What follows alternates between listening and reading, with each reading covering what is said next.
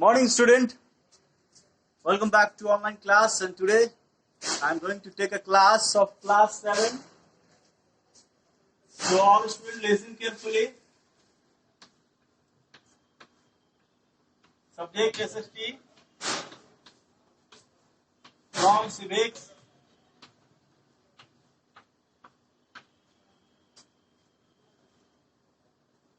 So chapter number 23 हम लोग पढ़ेंगे अभी.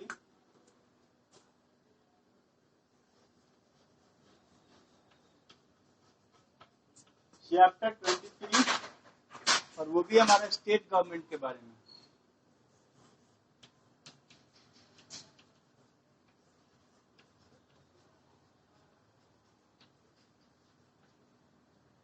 स्टेट गवर्नमेंट के बारे में हम लोग बातें करेंगे. एक छोटा सा रिकैप लूंगा मैं अभी. रिकैप क्लास अभी लेना चाह रहा हूं. रिकैप क्लास इसलिए क्योंकि ये जरूरी भी है, क्योंकि क्लासेस तो ऐसे बहुत सारी हो चुकी हैं आपकी, जो कि आपके जितने सारे ऑलरेडी मैंने सिलेबस आपको भेज चुका हूं, और वही सिलेबस से आपके एग्जाम में आएगा.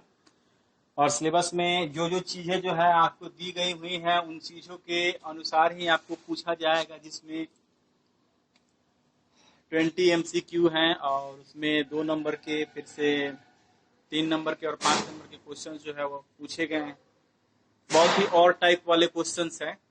और यहाँ लिखा रहेगा एक ही, जैसे नंबर 11 लिखा है और ऊपर क्वेश्चन लिखा, नीचे और लिखा, फिर एक और क्वेश्चन लिख दिया, तो उसमें 2 क्वेश्चन होंगे. और टाइप वाले क्वेश्चन से एक ही क्वेश्चन का जवाब आप लोग दे. दोनों का जवाब मत दे, नेसेसरी नहीं है दोनों का जवाब देना. एक ही क्वेश्चन का जवाब दे, उसका आपको बढ़िया से अगर जवाब दे रहे हैं तो बढ़िया से नंबर मिलेगा.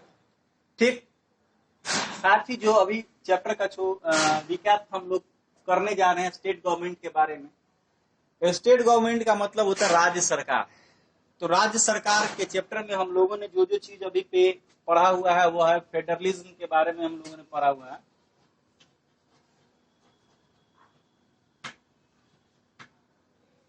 फेडरलिज्म के बारे में हम लोगों ने पढ़ा था कि हमारा जो भारत देश है वो क्या है, फेडरलिज्म है. हमारा जो सरकार है, 2 तरह की सरकारें यहाँ पे वर्क करती हैं. एक है सेंट्रल गवर्नमेंट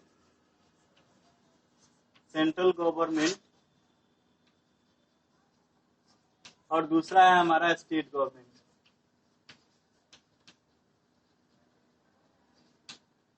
तो सेंट्रल गवर्नमेंट और स्टेट गवर्नमेंट में जब हमारा वर्क करती हैं, हमारी सरकार गवर्नमेंट जो है वर्क करती है, हमारा देश जो है वर्क करता है.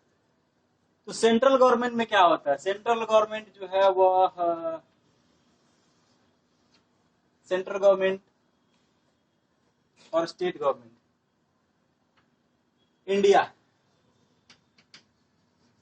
इंडिया में जितने सारे जो स्टेट, यानी कि स्टेट का जो वर्क है वो जो होता है वो क्या होता है, सेंट्रलाइज होता है. इनके वर्क को देखने के लिए एक सेंट्रल में एक मिनिस्ट्री होती है, ठीक है, जिसमें ये मिनिस्टर जो है वह कहाँ बैठते हैं, हमारा लोकसभा में बैठते हैं. लोकसभा की अपर हाउस कहा जाता है लोकसभा को. लोकसभा को अपर हाउस कहा जाता है इसलिए क्योंकि उस हाउस में हमारे प्राइम मिनिस्टर बैठते हैं, स्पीकर बैठते हैं, और सेशन जो है वह प्रेसिडेंट के द्वारा बुलाया जाता है. जैसा कि मैंने आपको बताया हुआ था कि स्टेट में तो सभी स्टेट्स के अपने अपने विधानसभा हैं. ये सभी लोग इंडिपेंडेंट हैं, डिपेंडेंट है अपने ऊपर. सभी लोगों को यह अपने इंटरनल अफेयर्स को देखने का अधिकार होता है. ये स्वतंत्र है, इंडिपेंडेंट है. ये स्टेट्स, जितने सारे स्टेट है, सबके अपने अपने विधानसभा हैं, और उस विधानसभा में जितने सारे जो वर्क होते हैं वो वर्क जो है वो देखा जाता है. सेंट्रल गवर्नमेंट में भी ठीक इसी प्रकार होता है. सेंट्रल गवर्नमेंट का क्या है, सबसे जो हेड होता है हमारा इंडिया का, सबसे हेड और सबसे प्रथम और स्वतंत्र व्यक्ति जो होता है वह हमारा प्रेसिडेंट होता है. और प्रेसिडेंट इन सभी चीजों को देखता है. प्रेसिडेंट ही लोकसभा कि चुनाव में जो पार्टी जीतती है और जो पार्टी को सबसे हाईएस्ट मेजोरिटी होता है, वो उस मेजोरिटी वोट को, उस पार्टी को वो इनवाइट करती है कि आप आइए सरकार बनाइए, और उसी पार्टी में से एक लीडर जो है वह प्राइम मिनिस्टर के लिए मनोनीत होता है। साथ ही उसके एडवाइस से उसके कैबिनेट मिनिस्टर्स बनते हैं, और उसके कैबिनेट मिनिस्टर्स जो है वो सारे वर्क को देखते हैं। सारे वर्क को कहने का मतलब, जैसे ट्रांसपोर्टेशन अलग डिपार्टमेंट है, आपका सिक्योरिटी अलग हो गया, फिर से हमारा मेडिकल फैसिलिटी अलग है, ठीक है। ये सभी चीजों को जो है अपने अपने स्तर से लोग देखते हैं, जो कि सेंट्रलाइज वर्क होता है, जिसमें कैबिनेट मिनिस्टर जो है वो बैठते हैं। तो जो कोई भी चीजें होती है, जैसे कि हम लोगों ने बात किया था कि लेजिस्लेचर, एग्जीक्यूटिव और जुडिशियरी, ये 3 लेवल्स है जो गवर्नमेंट का है, इसमें वर्क करते हैं। तो लेजिस्लेचर में क्या होता है, विधायिका में क्या होता है, सिस्टम यानी कि नियम जो है वह बनाए जाते हैं, और इस नियम को बिना प्रधानमंत्री के राय से पारित नहीं किया जा सकता, और बिना राष्ट्रपति के सिग्नेचर से कोई भी बिल जो है वह पारित नहीं हो सकता। एक बार सेंट्रल में हो जाने के बाद वही बिल जो है वह हमारा स्टेट में भी पारित होता है। साथ ही स्टेट में पारित होने पर वो हम लोगों तक पहुंचता है, डिस्ट्रिक्ट में हो या विलेज लेवल पर हो, वो सारी चीजें पहुंचती हैं।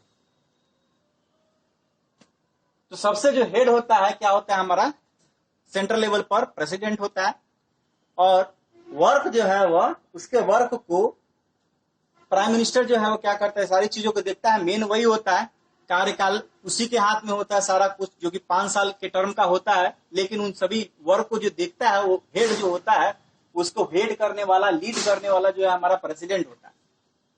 ठीक उसी प्रकार जो प्रेसिडेंट का जो नॉमिनल हेड होता है, यानी कि प्रेसिडेंट के द्वारा मनोनीत किए गए जितने भी सारे जो गवर्नर्स हैं, वो गवर्नर होते हैं स्टेट के हेड। यानी कि अगर चीफ मिनिस्टर को अगर इस्तीफा देना है तो वो सीधे गवर्नर के हाथ में देगा, और गवर्नर ही जो है वह शपथ कराता है आपके चीफ मिनिस्टर को, और चीफ मिनिस्टर के जितने भी सारे जो मिनिस्टर्स हैं, कैबिनेट्स हैं, उनको। तो जैसा कि हम लोगों ने बात किया हुआ था कि हाँ, ये सभी जो बनते हैं, चीफ मिनिस्टर जो बनते हैं, तो चीफ मिनिस्टर बनते हैं तो कैसे बनते हैं, हमारे इलेक्शन से बनते हैं। इलेक्शन कमीशन जो है हर 5 सालों के टर्म पर जो है वह एक इलेक्शन कराती है, जैसा कि अभी इलेक्शन होने वाला है। और इस इलेक्शन में बहुत से इसके जो कॉन्स्टिट्यूएंसी होते हैं, तो कॉन्स्टिट्यूएंसी के आधार पर सीटों का बंटवारा होता है, यानी कि जो जितने सारे क्षेत्र है वो पॉपुलेशन के आधार पर सीटों का बंटवारा होता है। और सीटों का बंटवारा ज्यादा हुआ मतलब सीट पॉपुलेशन ज्यादा है, कम होंगी कम सीटें पाई जाएंगी। तो देखते क्या है, चलिए आज हम लोगों ने विधानसभा के बारे में ऑलरेडी बात किया जा चुका है, और चीफ मिनिस्टर के बारे में बात किया जा चुका है। ये तो छोटा सा रिकैप था, और अभी हम पहुंचते हैं अपने टॉपिक पर। तो आज का जो टॉपिक है वो है हमारा प्रिजाइडिंग ऑफिसर या स्पीकर। क्या होता है वो, द स्पीकर। स्पीकर के बारे में हम लोग बात करते हैं, ठीक है। यानी कि विधानसभा को लीड करने वाला, यानी विधानसभा को कंडक्ट करने वाले व्यक्ति को क्या बोलते हैं, हम स्पीकर बोलते हैं। और वही स्पीकर जो है इन सभी चीजों को देख रेख करता है। तो चलिए आइए देखते हैं हम।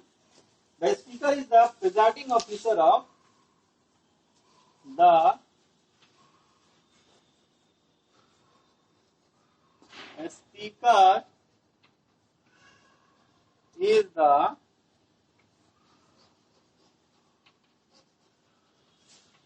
presiding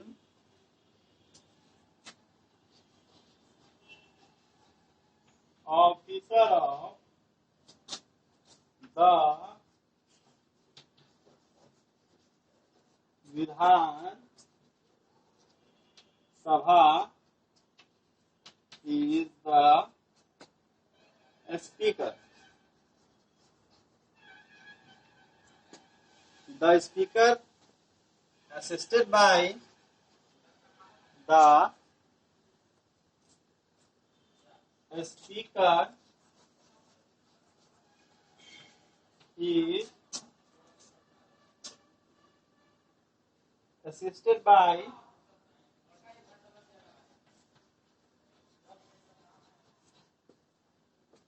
a deputy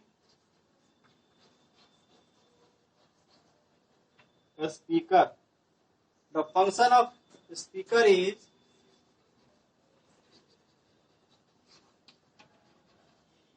the function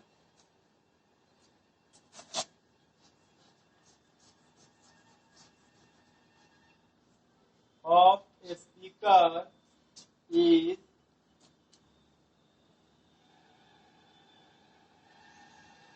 of the preside over meeting of the house.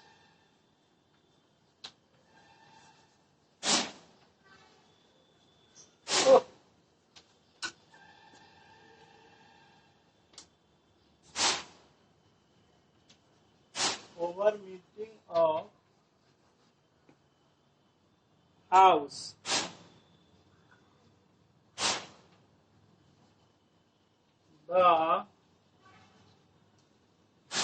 The speaker has the power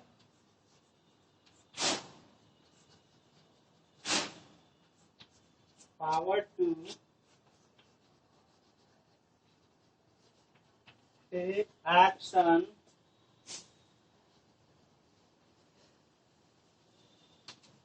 against members who do not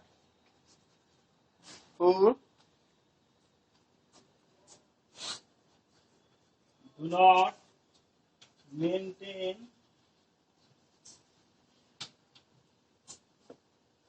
order.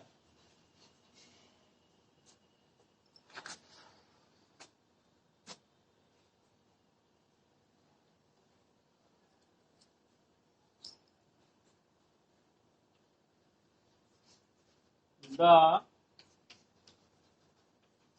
term of Vidhan Sabha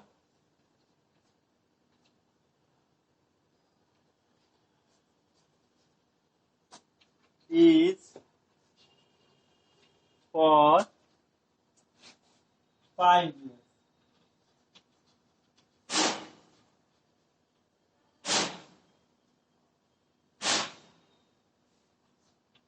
It can be dissolved before the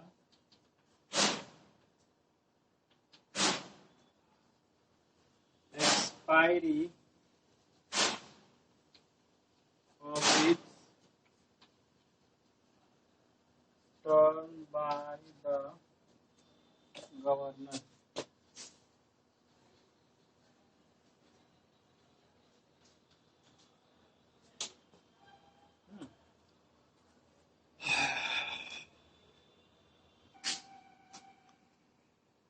The speaker.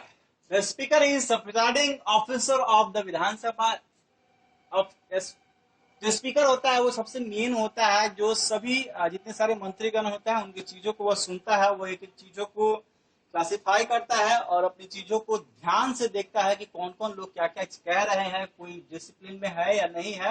वो session को बुलाता है और session का जो है वह leading करता है, वही एक स्पीकर होता है। And the speaker is others by the deputy speaker. जो स्पीकर जो है वो असिस्ट किया जाता है, किसके द्वारा असिस्ट किया जाता है? डिप्टी स्पीकर के द्वारा असिस्ट किया जाता है। And the function of speaker is to provide over meeting as hour. और जो फंक्शन है, जो मीटिंग का क्या क्या चीजें होती है उसमें, जैसे कि स्पीकर का क्या काम है, तो मीटिंग ओवर हो गया तो मीटिंग को देखना होता है, अपने जितने सारे जो आवर्स होते हैं उसमें। And speaker has the power to take action against member of who do not maintain order. जो ऑर्डर का जो मेंटेन नहीं करते हैं, जो लॉ एंड ऑर्डर फॉलो नहीं करते हैं, तो उनको क्या करता है, उस पर ये स्पीकर उनके अगेंस्ट में जाकर एक्शन लिया जाता है, उनके विरुद्ध कार्य किया जाता है, साथ ही उनको बैन किया जाता है। और the term of Vidhan Sabha is for 5 years। Vidhan Sabha का 5 years होता है and it can be dissolve before to expiry of it term by the governments. तो इसको क्या किया जाता है, ये खत्म होने से पहले इसको क्या किया जाता है, डिसॉल्व कर लिया जाता है, सानिक है। और ठीक है, तो ये हमारा खत्म हुआ आज का ये टॉपिक। तो चलिए फिर मिलेंगे हम लोग नेक्स्ट टॉपिक के साथ। इस टॉपिक को लेते हुए फिर मैं आगे आपको बताऊंगा।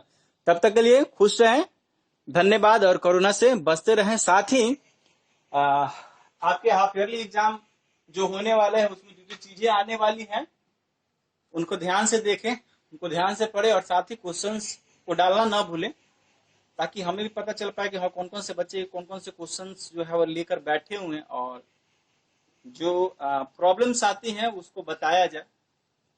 आप मैसेज भेज सकते हैं, देखा जाएगा कौन कौन सा जो क्वेश्चन जो कॉमन है, उन क्वेश्चन को मैं आंसर कॉमनली आपको भेज दिया करूंगा। ठीक है।